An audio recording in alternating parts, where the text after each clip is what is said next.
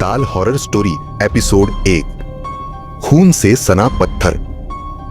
हर जगह की अपनी एक कहानी होती है, लेकिन कुछ कहानियां समय के गर्त में छुप जाती हैं। आज हम बात कर रहे हैं उस कहानी की जो सदियों से बेताल पर्वत में दबी हुई थी। एक ऐसी कहानी जो मौत और आत्माओं की दहलीज को पार कर चुकी है। कट्टू एक युवा इतिहासकार अर्जुन अपनी एसयूवी से उतरता है पहाड़ी रास्तों पर। अर्जुन कैमरे से बात करता है। मैं अर्जुन शर्मा इतिहासकार हूं।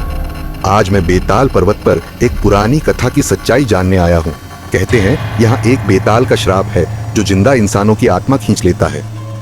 फ्लैशबैक 1957 की लड़ाई के दौरान एक अंग्रेज अधिकारी और गांव के तांत्रिक के बीच संघर्ष होता है। तांत्रिक जमीन पर खून से सना पत्थर रखता है और मंत्र पढ़ता है। तांत्रिक क्रोधित, इस भूमि पर अब तेरे जैसे किसी भी पराई आत्मा का स्वागत नहीं होगा। बेताल जागेगा और तेरे खून से प्यास बुझाएगा। कट्टू अर्जुन को गांव के बुजुर्ग दादाजी से मिलते हुए दिखाया जाता है।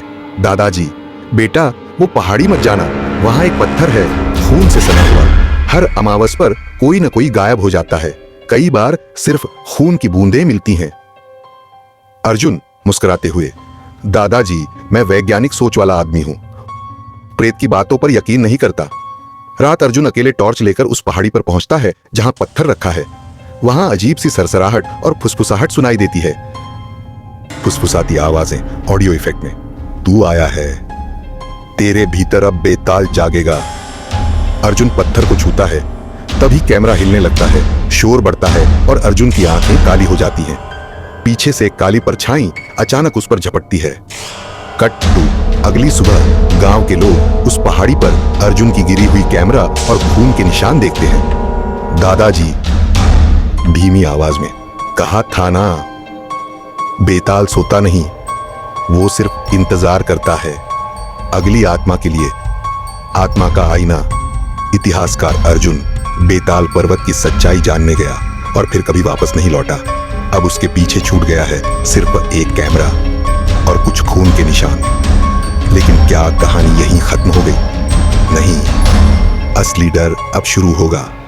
गांव की पंचायत घर। सुबह गांव के बुजुर्ग, पुलिस इंस्पेक्टर और अर्जुन की बहन श्रुति बैठे हैं। श्रुति गुस्से में, आप लोग कुछ क्यों नहीं कर रहे? मेरा भाई यहां रिसर्च के लिए आया था, अब गायब है। दादाजी, बेटी हमने मना किया था उसे, वो जिस आत्मा से भिड़ा है वो अब जिंदा लोगों की दुनिया में आ चुका।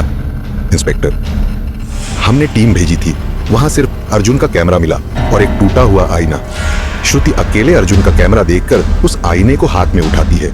जैसे ही आईने पर धूल साफ करती है, उसमें अर्जुन की धुंधली छवि दिखती है, लेकिन अर्जुन की आंखें काली हैं। श्रुति घबराकर, भाई, आईने में अर्जुन बोलता है, लेकिन आवाज बहुत डरावनी होती है।